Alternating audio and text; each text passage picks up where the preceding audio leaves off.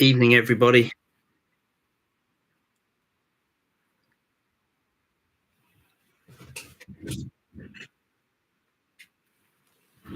Evening, Dill. It's like you're stalking me this week.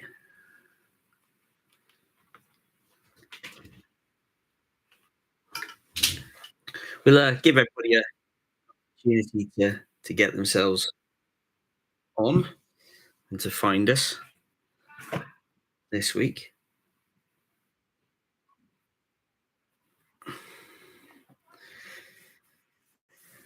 Yeah, it was good seeing you too, Dill. I was back there today doing some teaching, and it was hard work. It was hard work. We caught some fish, but we really had to work for them today. Um, so tonight's session is going to be the last session for a couple of weeks, mainly because I'm heading off with Lost Lake fly fishing to various events that just happen to be sort of Saturday mornings, and I have to organise myself Fridays and get to places. And also the river season is going to be opening down here. Beginning of April, so I'm planning to be on the water as much as possible, but we'll still do the odd fly club, and I'm planning on lots more individual tying videos and PDF downloads over the course of the rest of the year. So we're going to start off tonight, and we're going to tie. I think we're going to tie 3 patterns tonight, and I'm sort of going to freestyle a little bit in 1 or 2 places, and I feel like being a bit creative tonight. So the first fly that I've put up here is heavily influenced by Kieran, who has been using an awful lot of this beautiful snowshoe hare on these emerger patterns. And it's not something I've used a lot myself. I've used snowshoe hare dubbing, but the snowshoe here at this front section for the wing here is fairly new material for me to be playing around with, and I thought I'd give it a go. But also because we know they work on the river, so I need some in my box. So we're going to tie this one up today. We're also going to have a go at a another mayfly style. Okay, there she is. We may just adjust it ever so slightly. Depends on what materials I've got in front of me. And then I'm going to look at, I don't know if you follow fly fishing and fly tying or have his book, but Nick Thomas has been producing some rather amazing flies over the last year or so, and they've been in the magazine. Using all sorts of synthetic materials, and I do believe that's driven by the fact that he has an allergy to most of the natural materials, so he had to find other materials to use in his flies. And one of the flies that he ties, which I've got a sort of an example here, is called the Adjustabubble, and there it is. There, so we're going to give this a go tonight, but I'm gonna pimp it up a little bit because I've got a few ideas of my own to add to that. But we're going to give this one a go as well. So we'll talk you through that one. So we're going to start off with this snowshoe hare emerger. And as always, I'm going to keep it fairly straightforward in terms of the hook I'm going to use. I'm going to use my favorite partridge clink hammers, size 14s here. These are barbless. And that's exactly what this one is tied on. So I'm just going to drop this one out, and we'll get this in the vise. Now, the thread I'm going to use for this, I'm going to use a UTC thread because I'm going to do some split thread work here, and I just find them really easy to do that with. So I'm just going to get my hook into the vise, and now I've got it loaded up. Now I'm going to use an olive. I'm being really lazy tonight. The reason I'm using an olive is because I'm not going to be able to see it. It has no effect on the pattern. And ultimately, it's what I had in my bobbin. So I'm going to use this today. But I'm going to start off, and you can come in really close to the eye to start with this one, so you're not too worried about crowding the eye, because actually you want it all at that front end. And I'm going to run my tie the thread down almost to in line with the hook point, and I'm just going to bring it back up, virtually all the way back up, because that's where I'm going to tie in my snowshoe hare. So there it is. There's my snowshoe hare. There it is. Got it there. And when you look at it, first of all, you think, how am I going to get that on the hook? It's not long enough. But actually, these hairs are really, really long. And I'm just going to come in and I'm just going to take a pinch out. And I'm going to run my scissors down until I hit the base and just give a little snip with the tip. I'm just going to tease it out with my fingers. And like we would with any hair, I'm just going to just pinch out any of these fine bits that are just sticking out in this end, and just give it a little twist just to pull those out. And then I'm going to hold it at this end, and I'm going to do the same with these bits here. There we go. Now you can also, it's like most of these things, you could also use these for split wings on a sort of the wolf style pattern, the Adam style pattern. You could use them as a parapost. Okay, so it's got multiple uses. So it's not just one thing here. And I'm going to take my time. I'm just going to reverse those round, and I'm just going to just nip those. I've got too thick at this end. There we go. And I'm just going to hold it in place. And there it is, just over the end like that.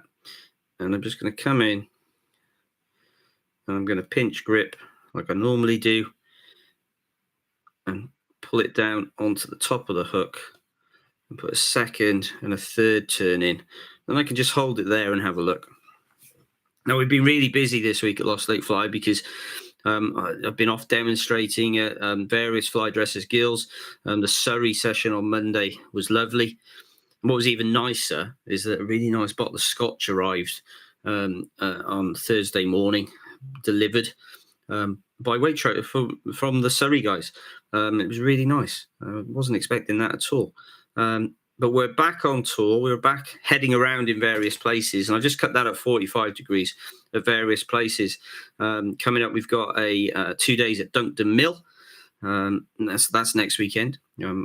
We planning everything on the Friday and heading down there on Saturday morning, and then we've got the Fishing for Schools event, which we are running through, or partly through, the Facebook group at Brick Farm. So if you fancy getting down to Brick Farm and you can make it, that'd be great to see. I think there's a few places left. So I've just taken my tie and thread down. I'm just building up a flat body. The great thing about UTC is it lies really flat. I'm just going to build it up there. Going to bring it all the way back up. Okay, and I've got my snowshoe hare here at the front, and I'm just going to push my finger in. You can see how it splays out.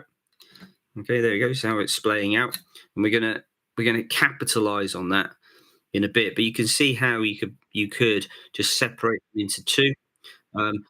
You could actually use those smaller sizes. You've got spent wings on a mayfly or a dry fly pattern. All sorts of things that you could do here. Now I'm going to put a little bit of a rib on this, and I'm going to put some micro metal in. Now, the only reason I'm using this is because it's very light, but it's there just to protect the body, because I want my fly to last. And I'm just going to take the micro metal, give it a trim. Although it's got metal in the name, it's a metal tinsel that's wound around a braided core. And it's not as heavy as a wire, but it's still pretty robust.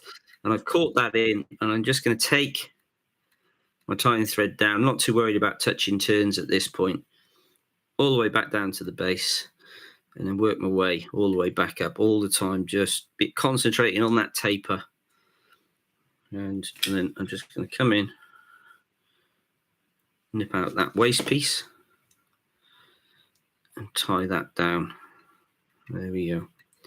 Now, for the body on this, I'm actually going to do a little bit of split thread stuff on this, but you don't need to. You could just dub a body on, absolutely fine. But me being me, I've just decided I want to be creative tonight. So I've jumped in with my Petit Jean tool, So there it is. This is the base station. It's the big long one. And I'm just going to place that. I can't show you this bit, but I'm going to place it down on the desk, and then I'm going to come in with. There we go. I'm going to come in with lots of different types of dubbing here. So this is a natural fur box here that I use quite a lot. And actually, what I'm after here is a hare's mask, and it does a really beautiful hare's mask blend. It's got long guard hairs on it, and I'm going to pull some off like that. Now, the reason I'm using the Petitjean tool is because I'm just going to spread it out, and I'm going to spread it along so it covers the face of the Petitjean tool. And I'll hold it up in a second so you can see. I'm just spreading it across with my fingers. And there it is. I've just got it across on the top. Oh, don't breathe because you blow it off like that. Let's grab that back, stick it back on. I'm just going to put a little bit more on. And then what I'm going to do is I'm going to mix in some fox squirrel. Not a massive amount, but just a little bit of fox squirrel. Spread it around. Lay it on the top. A little bit of that. Then I'm going to come in and I'm just going to add a little hint of olive hare's mask. There it is, a little bit of hint of olive hare's mask. Just along as well. It's a little bit of a recipe here. And then I've got, on top of this, and I'm going to try not to breathe on this, on top of this, my dubbing mix.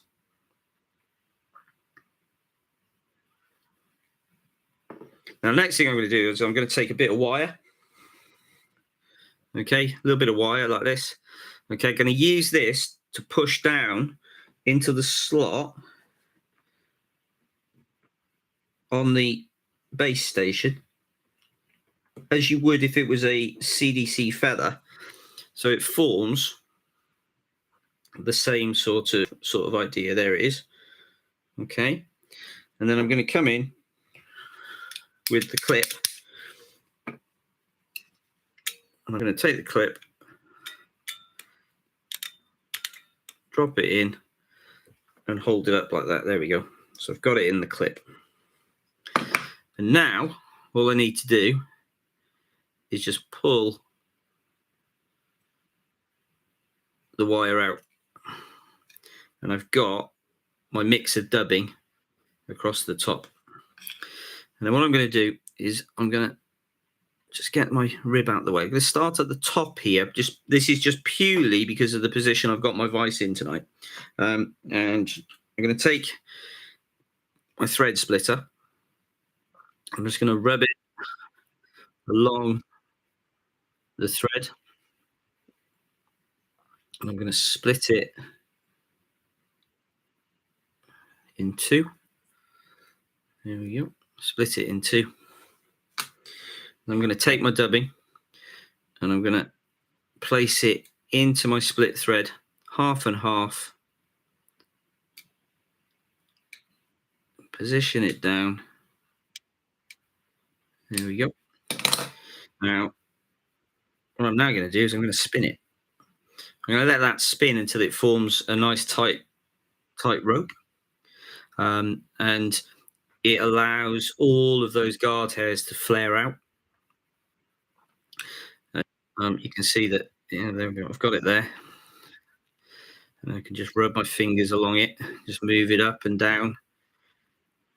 Take a little bit off. You're going to get some waste bits. There we go. And I'm not too worried about it being really tight. I want it quite fluffy and scruffy. Scruffier the better, to be honest. Just place that in. And then I'm going to come in. I'm just going to start at the top and just pull that down. And just work my way down the body. A little touch just to push it into place. Just come in, just adjust that there. There we go. Come right down to the base. And then I'm going to work my way up, not in touching turns, until I get closer up to the thorax area. I'm just going to pull that out a little bit. Just place it all up in there.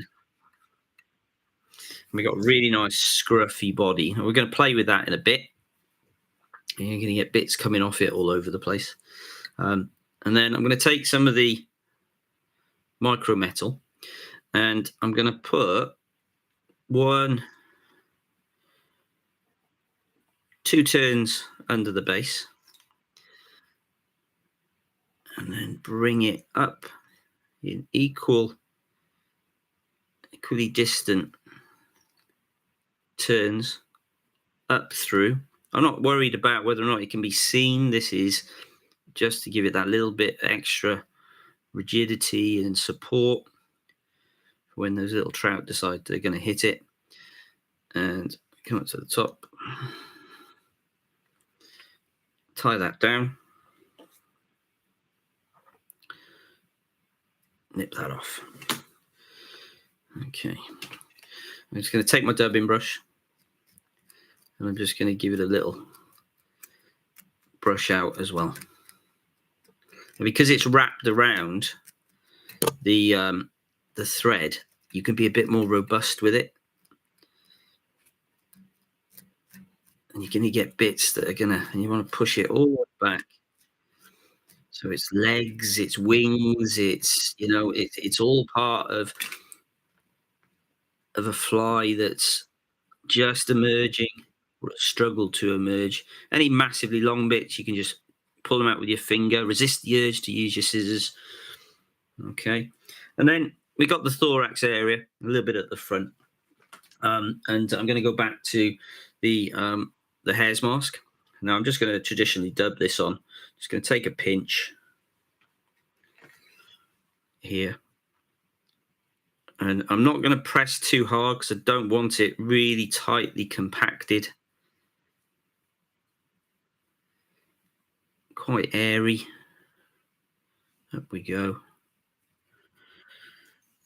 And then I'm going to come in and just behind the snowshoe, I'm just going to pull everything back.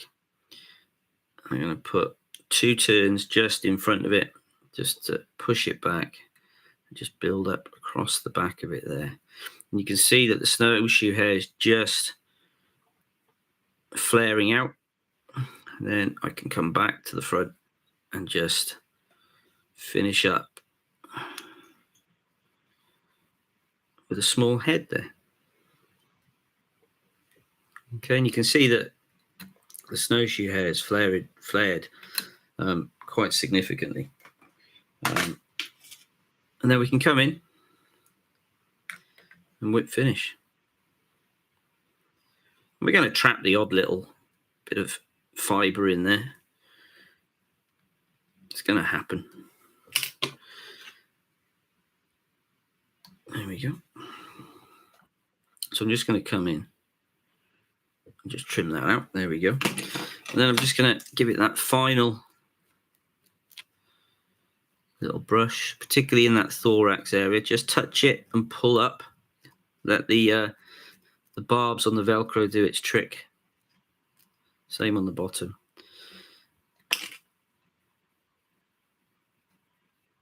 And there we have it. There we have, I suppose, my hare's ear snowshoe emerger.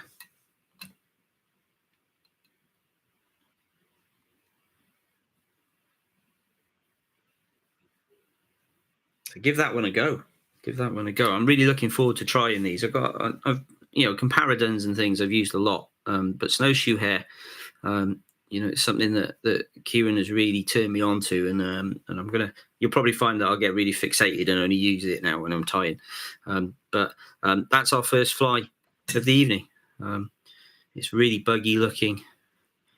Ooh, let's get it in front of the camera. It's really buggy looking. Got lots of legs, got lots of life in it. Can imagine a little bit of mucilin up in here, just sitting in the water. So I can just imagine some of those trout hitting that. Okay, right. Okay, so I hope you enjoyed that one. My second fly for tonight, is gonna be this one here. So it's a mayfly. It's a Wally wing mayfly. and it's one that we tied at the Way Valley branch this week, and in lots of different. Um, I tried it in lots of different ways. So here's um, an extended body version. Okay, with lots of different types of feather as well. I tried it with French partridge. This particular feather here is a mallard flank substitute, and I did find that the mallard flank substitute didn't work particularly well for a wally wing. It wasn't really robust enough to withstand the pull. So it's something to bear in mind when you're looking for it. Go for the real stuff if you can. Um,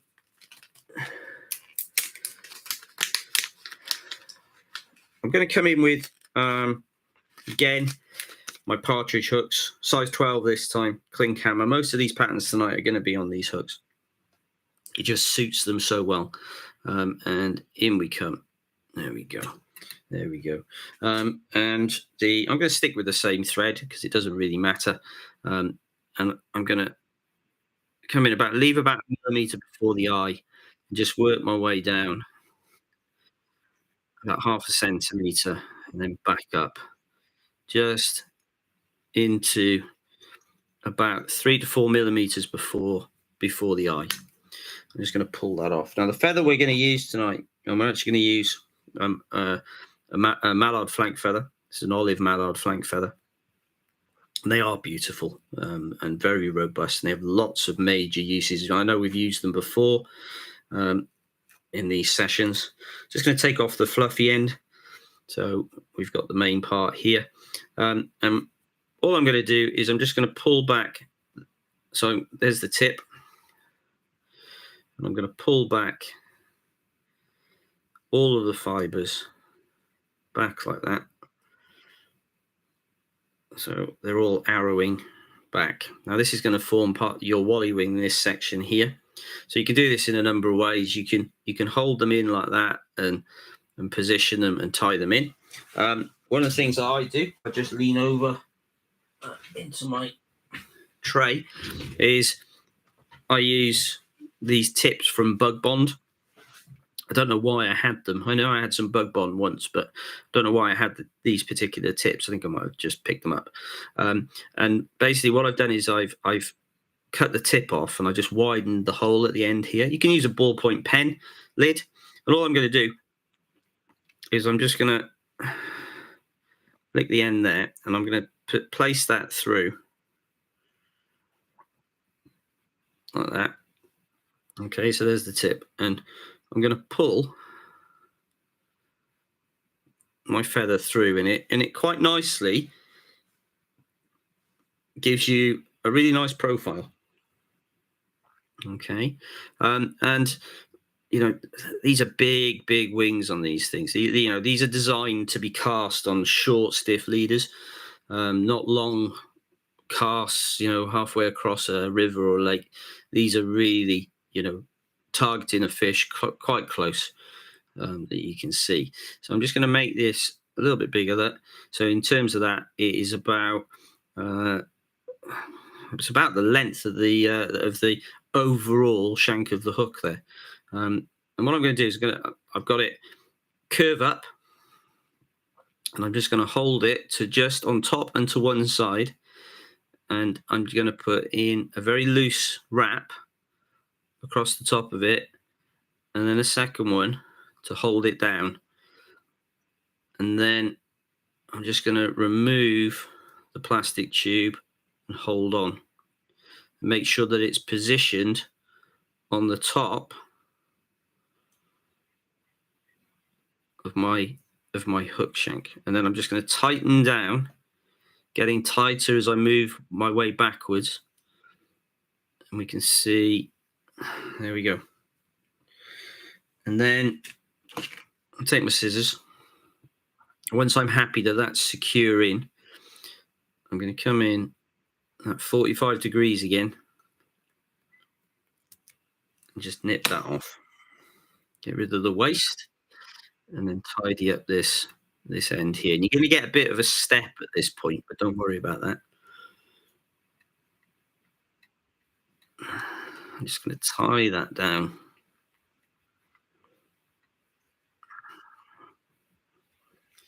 There we go. And then take my thread as far back as I want to take it. I don't have to take it all the way. I'm going to stop round about there. And I'm just going to take a moment. I'm just going to slightly reposition my hook, because what we're now going to do is going to come in with, if I can find it, some tail. There it is. And I'm just going to use some of this moose mane. Okay. And I want 3 pieces of this moose mane. So I'm just going to pull them out. If you buy some moose mane and all you use it for is tailing, this is going to last you for well, it'll outlast me. I know that. I'm just going to take those and I'm just going to give them a pull. Ooh, I pulled 2, not 3. There we go. There's the 3rd one. And I've got them in place. Now you can spend some time deciding that the middle one needs to be longer than the other 2, to get it right. I'm not too worried about that. I'm going to take it and I'm just going to offer them up quite long. So if you imagine that traditionally on mayfly patterns, they used to use uh, um, pheasant tail fibers, and they still do on a lot of the loch patterns. I'm just going to position. There we go. Just going to hold it in there. Once I'm happy with where I want to place it, pinch grip, pinch wrap. Same as before, loose turn, pull up, keep it centralized on the top of the hook and bind down. Okay, and then I'm just going to take a moment. I'm going to bring my tying thread up, trying to keep the moose mane on the top of the shank. Don't want it to go down the sides because I want it to get rid of that stepped profile. Just readjust.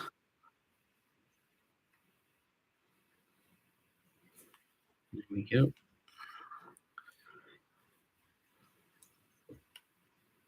Just adjust the tension on my bobbin. There we go. I'm bringing it right up into the step that we left with the mallard flank, and just finish all of that up. And we've tidied all of that up really nicely. I could use absolutely anything on the body now. You could just leave it as it is, to be fair. We could have put a rib on it. But what I'm going to do is, there it is. I'm going to use some peccary to give it this beautiful natural barring. And I never thought I'd ever discover that peccary have split ends. But I did. So I'm going to take peccary. You see the barring there. I'm going to try and utilize as much of that as possible. Okay. And you see that's a split end. Just going to nip the real tip off and place it just onto the side. Oop. And just, there you go, get that into place. And then bring my tie-in thread down. And this is where the nature of UTC lying flat is really useful, because I'm going to get to a point in a minute where I don't want the rounded profile. I want to flatten it out. There we go. So spin it anti-clockwise. Get it to flatten out. Bring it back down and it'll start to fill in any of the little channels that are left. Another little spin, and then bring that back up,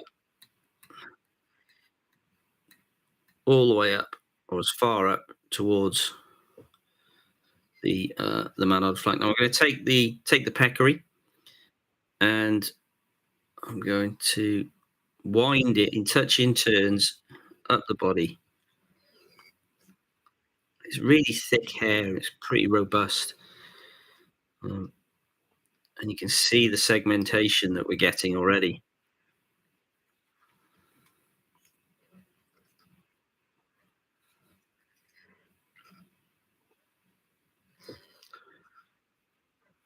Very much like the body of the mayfly.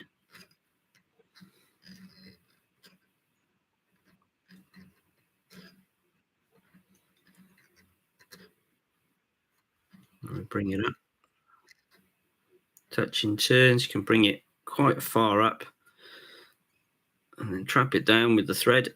Put a second locking turn in, and then make sure that that's well embedded, and then trim. Okay. I'm just going to tidy up at the back here. Now, this is the point at which I tend to push the Wally wing up. I haven't touched it before because it does tend to get in the way. And I'm just going to hold it there and bring my thread just in the front. And take a few turns just in the front.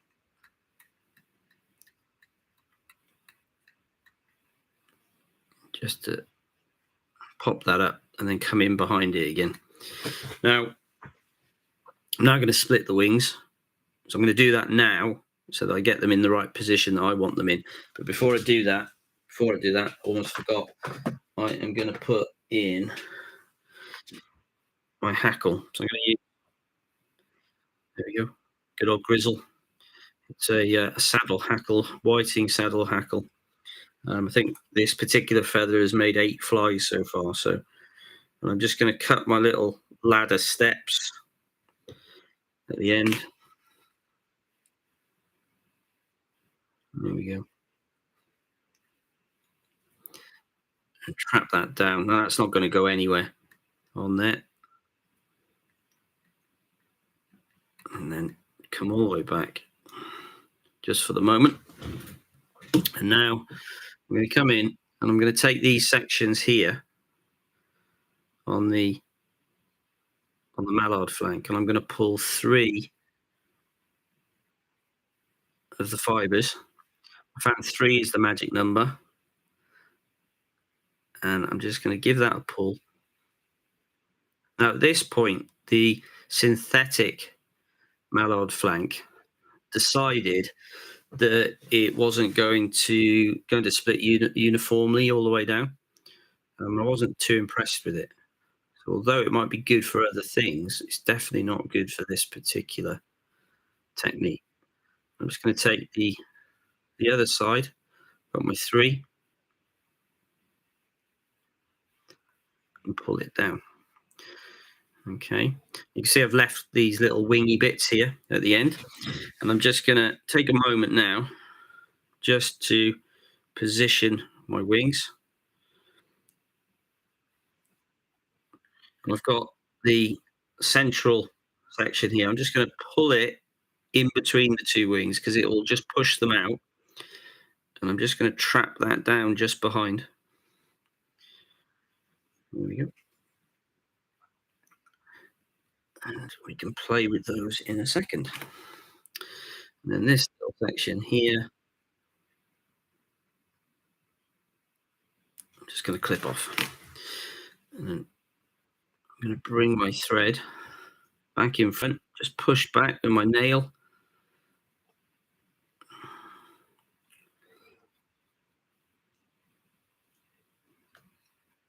And then bring my thread back down to the eye. And then we have it so far. And then my next stage is the hackle. So I'm just going to work it so that I can get it so it goes, there we go. So it gets in the right direction. So I'm going to put 1, 2, 3 turns behind it. And then I'm going to bring it in as close to the wing as possible just to push it up in place. 2, I'm going to fill the space. 3, 4, 5. I'm going to finish with the hackle at the top and just lock it down with 1 turn and then put a second lock in. Leave it at that. And then I'm just going to have a little check. Yeah. It's looking good.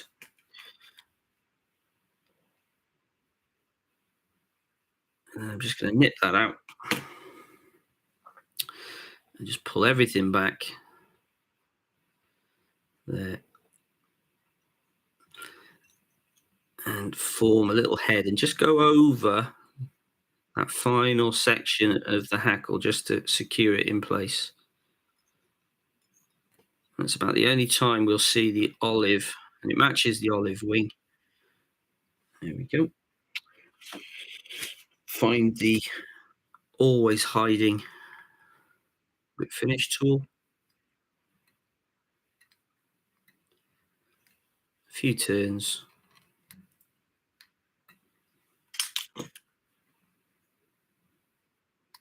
And release. Now, a number of things that you can do at this point. You can trim off the fibers underneath to make it sit lower. I tend to do that at the river.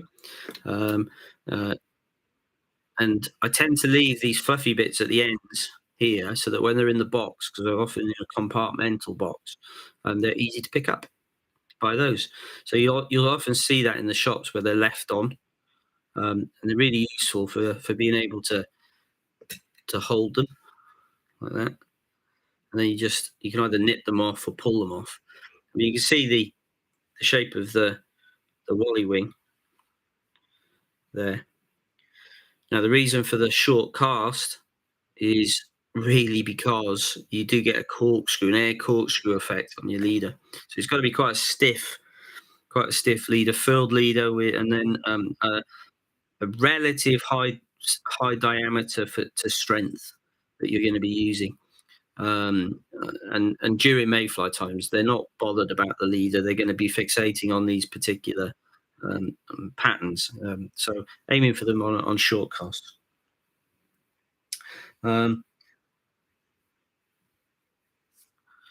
Okay. So I hope you enjoyed that one.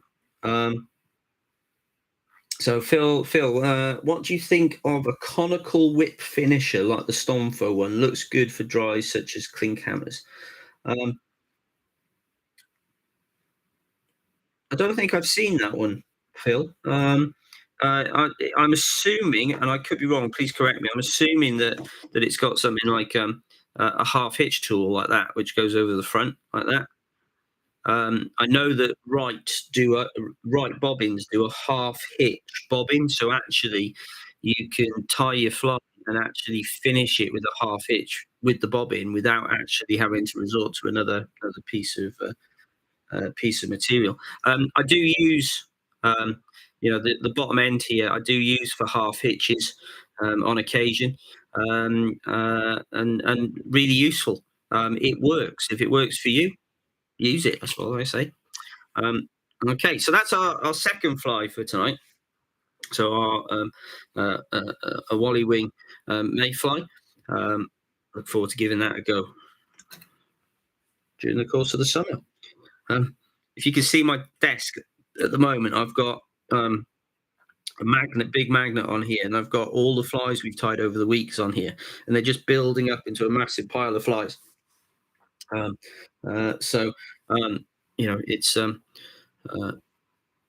not quite sure what I'm going to do with them. Do I put them all in my box, or do I auction them for charity? I think I might auction them for charity. I think. Okay. So the final fly for tonight, guys, and we're going to look at this particular fly that you might have seen, which is the Adjustabubble, which sort of looks like a dun. You can have CDC here, but Nick Thomas actually produced, and he goes through the process of producing a piece of material that you can turn into different size bubbles, and with some mucilin in it, some floatant, it sits up in the surface. But we're going to have a bit of a play with it today. I'm not going to stick completely to Nick's wonderful recipe because it involves organza, and I can't be bothered to mess around with organza tonight. So we're gonna. I'll show you a number of things on this one. So we're going to go. I'm going to go in with size 14. Again, partridge, clink hammer hook. And in it goes. And a lot of the techniques tonight are all the same. So I'm going to tie on my thread. bring it down, touch in turns to just at the hook point, bring it all the way back again. For this one, I'm going to bring it quite close to the eye, and get rid of the waste. Now, I've pre-made up some of the Adjustabubble uh, pieces. I've got them in this little container here, and they're very simple to make. Literally involves some aero dry wing or poly yarn and a very thick piece of mono, and you take the piece of aero dry wing like that, and you push the mono up inside it, and then you melt the end, and it melts all together, and it allows you to have this piece of mono here that's going to allow us to produce a bubble effect. So I'm going to start with this one. What I have found with these is that you've got to take your time with forming the bubble. Okay, so I'm just going to place it on the top, and like we've done before, I'm just going to hold it on the top 2 turns, hold it in place, and then a couple of turns just to position it. Now, we've got to produce the bubble pretty early on. So the way you do that is you pull on a thick piece of nylon. And if it works, it should form a bubble shape around the nylon. And you can have it as long or as short as you like. Um, and you've got to take a bit of time just to manipulate it there. Okay. And you can have it quite bubbly, and you can have it like a pancake at the tip. And if you want to adjust it again, just put it at the other end just to get the the, the length that you desire. Now I'm going to leave this one quite long because I'm gonna pimp it up in a moment. So I'm going to just tighten those down, and I'm just going to take that off. Be sure that you've got your bubble where you want it before you cut that, because after that, if you don't, you can't go back. And then I'm just going to,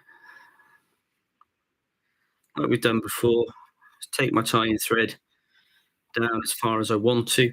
Doesn't have to go all the way, and back up again because I've got that step. And I'm just going to build up my tying thread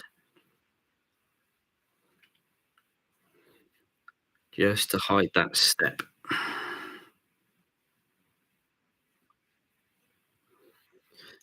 Because it does the steps like that do a number of things. They allow the body material to look unsightly, but also can allow everything to slip. Okay, so there it is so far.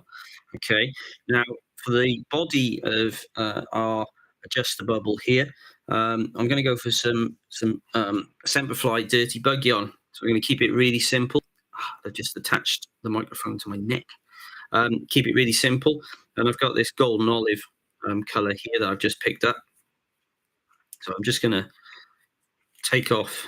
You can see there it is. Quite nice stuff. This it is quite fragile at times, because one of the things I do like to do is sometimes that's too bulky for my liking. And because it's 2-ply, I can, or 3-ply, I think 2-ply. I can just untwist it. Just use. There we go. Just use one strand of it and get multiple flies out of it. There we go. There we go. But at that point, that single strand is a lot more fragile so don't pull on it with a lot of force. So I'm going to take my tying thread back up. Come under to there. And trap it down and work my way back again. I'm not going to put a rib or anything on this. There we go. You could put a bit of crystal flash at the end, for a shuck. At the tail end here as well. Be quite a nice little touch. trim that off, finish there. Now, pull too hard, this just frays apart. So, but I'm just gonna take it up in touching turns so it flattens out. I don't want it too bulky. I do believe we sometimes make our bodies too bulky on the flies, and when you look at a lot of the insects, they're pretty slim,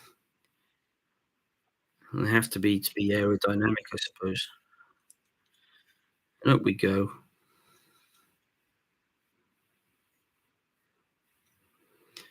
And it's great to tease out with the dubbing brush as well, this stuff.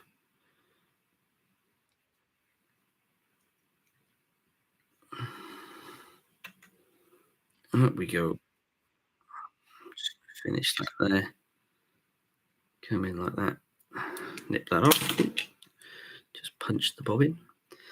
And then I'm just going to position it there. Now, I'm going to lift the bubble and I'm going to put some turns just in front of it just to push it up and position it in. Now, I said we were gonna sort of pimp it up a bit, which we'll do in a second.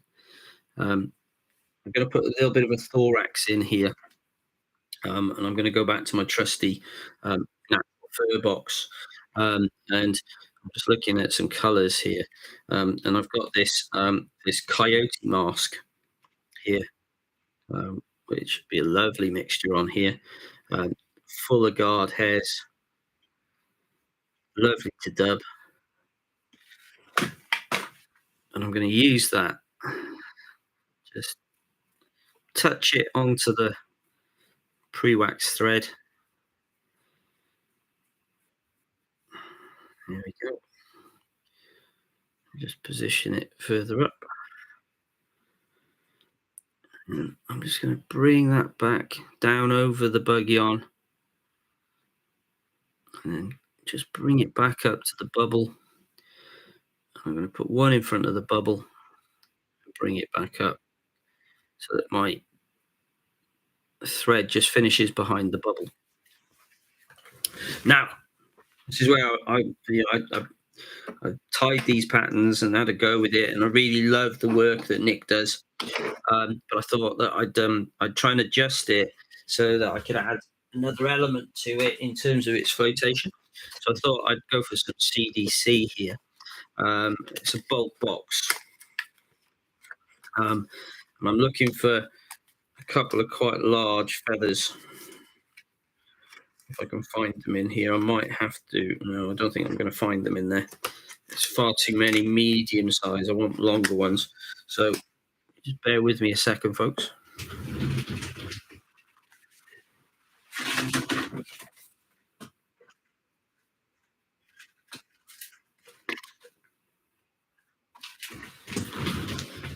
So here we go. We've got some Petitjean Olive CDC, nice and long. Let's get my microphone back in place. And I'm going to take two of these long CDC feathers. You see how long they are? There we go. Long CDC feathers. And I'm going to go back to the clip here. So what I do with these CDC feathers is I put them on top of each other so that they've got their curves in the same direction. Hold them at the tips. I'm just going to pull all of those fibers down so they're standing proud. So when I push into the clip, they're all pushed facing upwards. And in it goes. Just going to pull it down. Oh, there we go.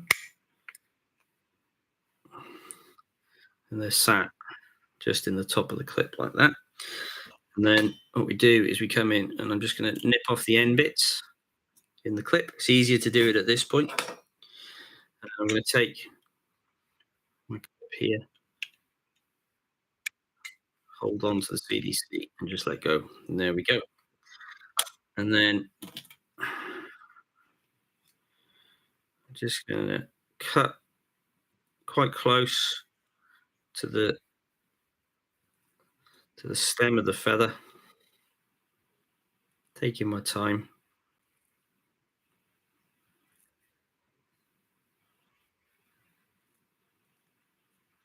There we go. And now I'll spend about 20 minutes trying to find my dubbing needle again. Oh, there it is. Um, and again, I'm going to split the thread. There we go. Split my thread.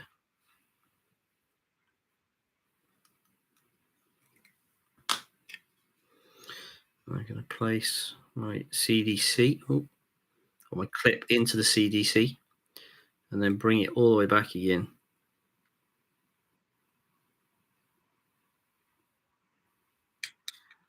Now we're going to make a parachute hackle, if you hadn't guessed, at CDC. So I'm just going to spin my bobbin. Because of the position I've got my vice in, it's not working. This particular spin isn't working particularly well, so I'm going to give it a helping hand. There we go. I'll tell you what I'll do. I will adjust the positioning of the hook to aid us on this.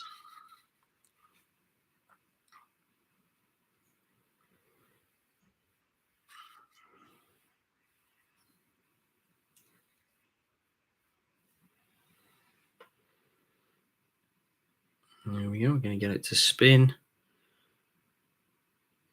and produce our CDC. What's hopefully going to be our CDC collar hackle. And then I'm just going to reposition it. And then I'm going to use the Adjustabubble without collapsing it too much as my post. And I'm going to bring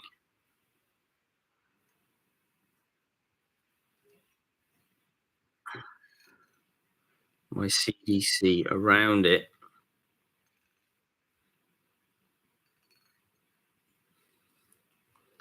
Just checking on it. And then just at the front, I'm going to put a turn of CDC just in at the front. And I can pull all this away. I'm just going to pull everything back.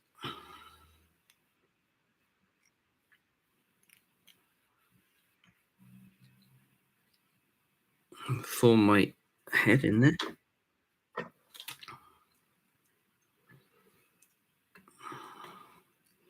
I did say I was going to be creative tonight. And it's one of the things I like to do with my fly tying is just try different things on different flies. Just nip that one out there. And then I can come in. We've got the bubble at the top. Just make sure that it's still a bubble. Then I can just nip out these longer bits.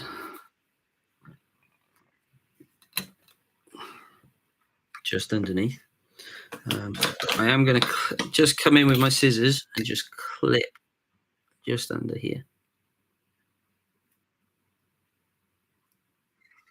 And just at the front.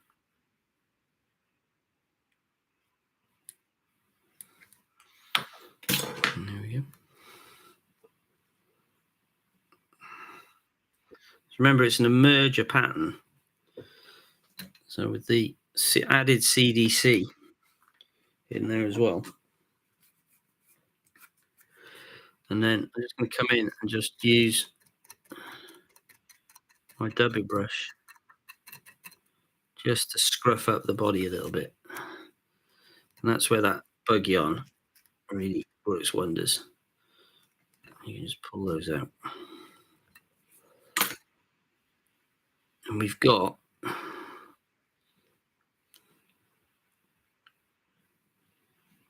almost a bubble clink hammer.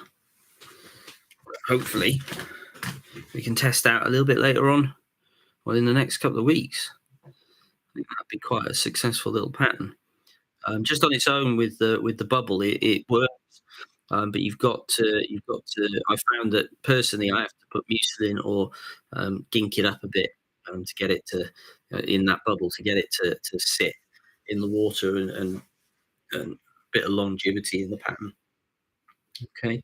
Our three patterns tonight. Let's just quickly have a review. Pattern number one um, is lost. Where is it gone? Oh, there it is. Pattern number one was our snowshoe, um, Hesier and snowshoe emerger comparadon. Our second for today was our Wally wing Mayfly in olive and peccary. And then finally, we've got Nick Thomas's Adjustabubble with a slight twist, CDC hackle wound around the Adjustabubble. I hope you've all enjoyed those three patterns. I'm thinking well ahead into the dry fly season now. I'm back on the water tomorrow, still water. I'm teaching again tomorrow, so that will be really cool. If you're watching and you haven't subscribed, it does help. The likes and the subscription and sharing the channel out in the big wide world, it does really help. It helps me, and I'd really appreciate it. And if you've got any suggestions of flies that you would like us to tie, please let us know, because we're now up to 75 different patterns. And if you notice that on all the other sessions now, I've bookmarked all the different flies, so you can jump to them, so you don't have to keep watching every single bit or trying to find them as you go through. And I'll continue to do that. It's been a pleasure over these last few weeks. I'm going to have a few weeks break, and then we will be back, but I'll let you know well in advance. Look out for our individual tying videos that we're going to start putting up. I'm going to start playing with over the next couple of months. Right, I don't know about you guys. I'm absolutely knackered. I was on the water again today. I'm going to go and crash out, and might have one of those scotches. I have a scotch tonight. But enjoy, and if you're out on the water this weekend, good luck, and let's see that. Let's hope that everyone's successful. But one big shout out to somebody who Mark Hope Irwin, who was at Lechlade today and has caught his first ever double-figured fish. Fantastic, on one of my blue flash damsels. So I'm really, really proud of that. And I've sent him some messages saying really well done. And I'm glad that I could help. But thanks a lot, folks, and I shall see you fairly soon.